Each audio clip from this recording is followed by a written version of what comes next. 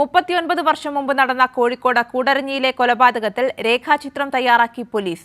കൊല്ലപ്പെട്ടു എന്ന് കരുതുന്ന ആളുടെ രേഖാചിത്രമാണ് പോലീസ് തയ്യാറാക്കിയത്. തിരുവമ്പാടി പോലീസ് പ്രതിയായ മുഹമ്മദ് അലിയെ കസ്റ്റഡിയിൽ വാങ്ങിയാണ് രേഖാചിത്രം തയ്യാറാക്കിയത്.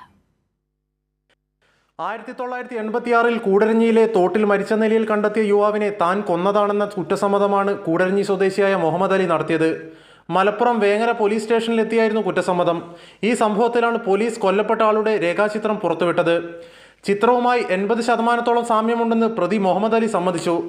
14-ാം വയസ്സിലാണ് അജ്ഞാത യുവാവിനെ തോട്ടിലേക്ക് ചവിട്ടിയിട്ട് കൊന്നതായി മുഹമ്മദ് അലി കുറ്റസമ്മതം നടത്തിയത്. ഇത് സ്ഥിരീകരിച്ച തിരുവമ്പാടി പോലീസ് കൊല്ലപ്പെട്ടത് ആരാണെന്ന് തിരിച്ചറിയാനുള്ള ശ്രമത്തിന്റെ ഭാഗമായാണ് രേഖാചിത്രം തയ്യാറാക്കിയത്. പ്രതി മുഹമ്മദ് അലിയുടെ മനോനില പോലീസ് വിശദമായി പരിശോധിച്ചു.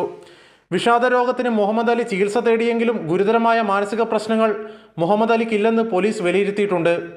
ഇതിനിടെ 1989 താനും സുഹൃത്തും കൂടി ചേർന്ന് കോഴിക്കോട് വെള്ളയിൽ ബീച്ചിൽ വെച്ച് അജ്ഞാത വ്യക്തിയെ ശ്വാസം മുട്ടിച്ച് കൊലപ്പെടുത്തിയിട്ടുണ്ടെന്ന് മുഹമ്മദ് അലി വെളിപ്പെടുത്തിയിട്ടുണ്ട്. ഇരു കേസുകളിലും കൊല്ലപ്പെട്ടത് ആരാണെന്ന് കണ്ടെത്തുവാനുള്ള ശ്രമത്തിലാണ് പോലീസ് അന്വേഷണ സംഘം. 2 കേസുകളിലും കാലപ്പഴക്കം തന്നെയാണ് അന്വേഷണ സംഘം നേരിടുന്ന ഏറ്റവും വലിയ വെല്ലുവിളി. കൈരളി ന്യൂസ്, കോഴിക്കോട്.